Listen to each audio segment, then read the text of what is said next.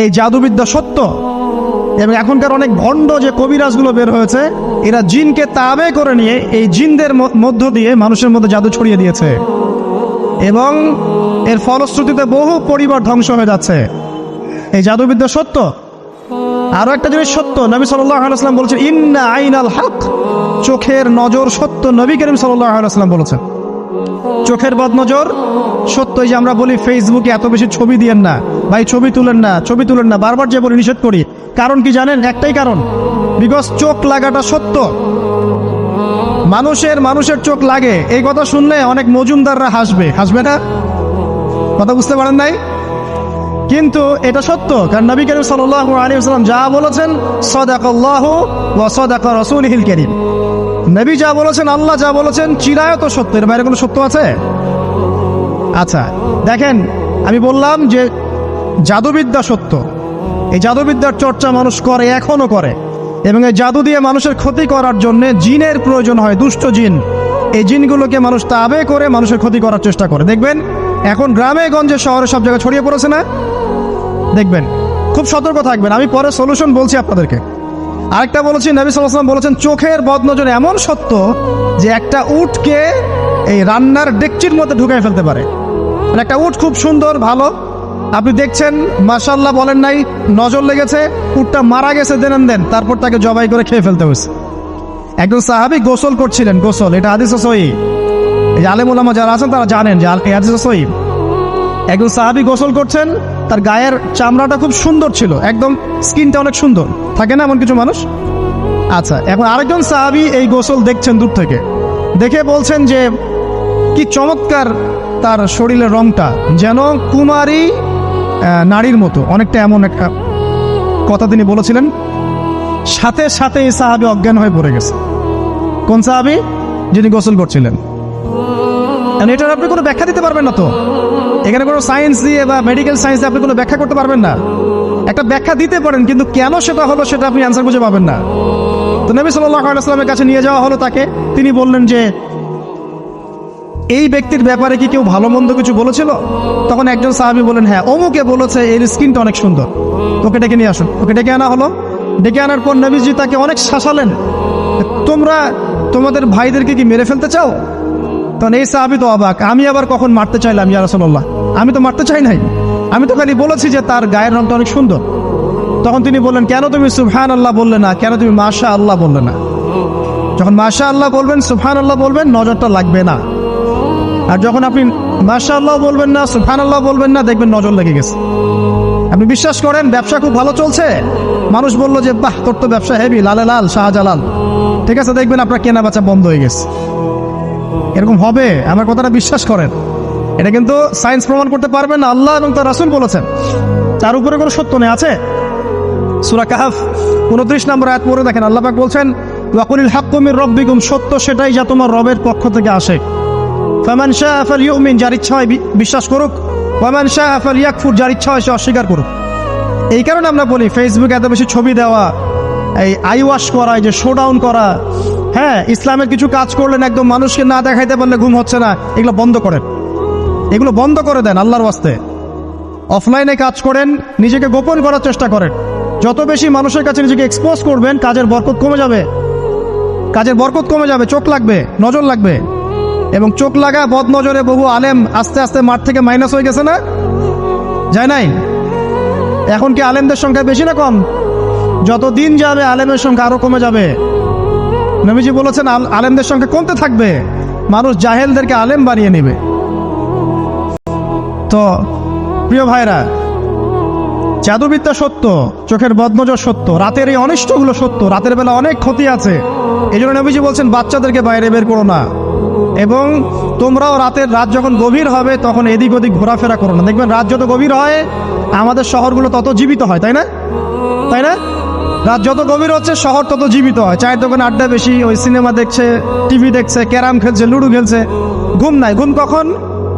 ফজরের আগে আগে। ফজরের নামাজ কিন্তু নাই, ফজরের ঠিক আগে আগে, আবার ওই যে জোহরের নামাজের সঙ্গে উঠতেছে। এখন আমাকে বলেন, এরকম জেনারেশনকে দিয়ে কি আসলে ইসলামের কোনো খেদমত হবে? আচ্ছা, নবীজি রাতের বেলা আর্লি ঘুমাতেন। আল্লাহ পাক আমাদের সবাইকে তাড়াতাড়ি ঘুমানোর তৌফিক দান করুন। হ্যাঁ, আপনি ইলিম চর্চা করলে রাত জেগে থাকতে পারেন, আপনি যদি জ্ঞান চর্চা করেন রাত জাগতে পারেন, আপনি কোনো গবেষণা করছেন, নামাজ পড়ছেন বা কোরআন হিফজ করছেন, আপনি রাতের আর্লি উঠবেন, এটা আলাদা বিষয়।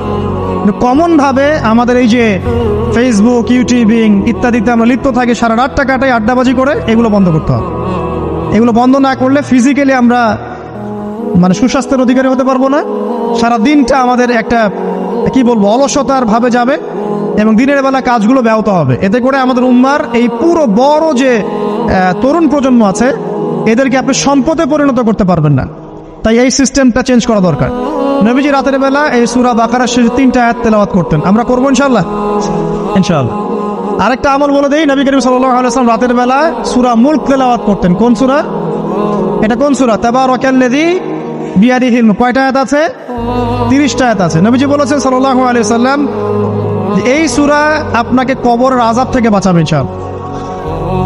কবরের আযাব থেকে তো ভাই বাঁচা খুব সহজ নাকি? আমাদের মধ্যে এমন কেউ নাই, শোনেন, আমাদের মধ্যে এমন কেউ নাই আলেম জালেম মুফতি মুহাদ্দিস রাজনৈতিক নেতা পলিটিশিয়ান বিরোধী দল জাতি তারপরে যে সরকার দল যে আছে না কেন, কবরের শাস্তি ফেস করবেন এমন একটা মানুষ নাই, কেউ নাই পৃথিবীতে।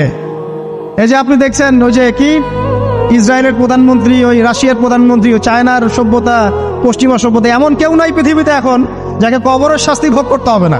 আছে? সবচেয়ে লঘু শাস্তি মানে লঘু চাপ, এটা বলতে গেলে আসলে আমি ভাষা হারাই ফেলি, তারপরে বলছি আল্লাহ পাক আমাদের সবাইকে হেফাজত করুন, আমিন। একজন সাহাবীর নাম সাদ বিন মুয়াজ। কি নাম? নবী করিম সাল্লাল্লাহু আলাইহি ওয়াসাল্লামের সাথে একদম ডান হাত হয়ে যুদ্ধ করেছেন দীর্ঘদিন। বদর তিনি বীর সেনা, উহুদের বীর সেনা, ঠিক আছে, খন্দকের যুদ্ধেও বীর বিক্রমে যুদ্ধ করেছেন। তিনি আনসার সাহাবী, একদম মদিনার নেতা সাহাবী। সব সাহাবী কিন্তু একরকম নন, কেউ ছিলেন নেতৃস্থানীয় সাহাবী, তিনি ছিলেন একজন নেতৃস্থানীয় সাহাবী, ঠিক আছে, সাদ বিন মুয়াজ। নবী করিম সাল্লাল্লাহু আলাইহি ওয়াসাল্লাম এত ভালোবাসতেন তাকে, এত ভালোবাসতেন যে তাকে নিজের মনে করতেন যে সাদ বিন মুয়াজ আনসাররা আমার নিজের। চারটাখানি কথা। এই সাহাবীর খন্দকের যুদ্ধে এই যে হাতের এই দিকে সম্ভবত হাতের এই রগের মধ্যে একটা তীর এসে লাগে এখানে, এবং তীরটা তিনি বের করতে গিয়ে রক্তটা ছিঁড়ে যায়। এরপর ফিনকি দিয়ে রক্ত বের হওয়া শুরু হয়। চিকিৎসা করে করে রক্ত বন্ধ করা যায় নাই, এবং এই রক্তের প্রবাহিত রক্তেই আল্লাহর ইচ্ছায় তিনি শাহাদাত বরণ করেন, তিনি ইন্তেকাল করেন।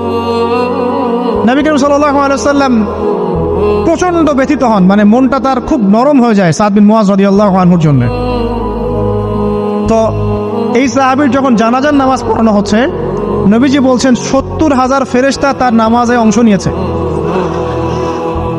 আর এই সাহাবীকে যখন কবরে শোয়ানো হয়েছে, নবী করিম সাল্লাল্লাহু আলাইহি ওয়াসাল্লাম পরে জানিয়েছেন কবরের যে মৃদু চাপ, সাদ বিন মুয়াজ রাদিয়াল্লাহু আনহুর কবরেও সেই মৃদু চাপ দেয়া হয়েছে।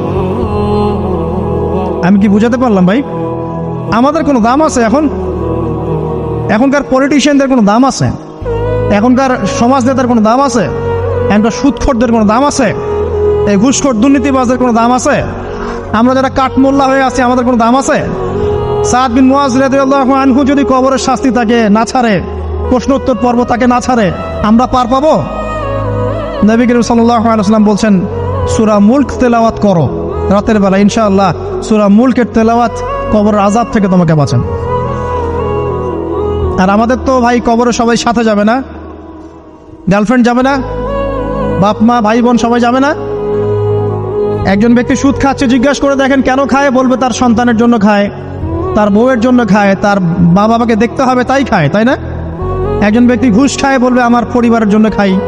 একজন দুর্নীতি করছে, পুকুর চুরি করছে, বলবে দুর্নীতি করছে আমার পরিবারের জন্য খাই, পরিবার ভালো থাকবে। সবার একই এক্সকিউজ যে পরিবার যেন ভালো থাকে, আমার সন্তানরা যেন ভালো থাকে, আগামী প্রজন্মের জন্য কিছু রেখে যেতে পারি, তাই না?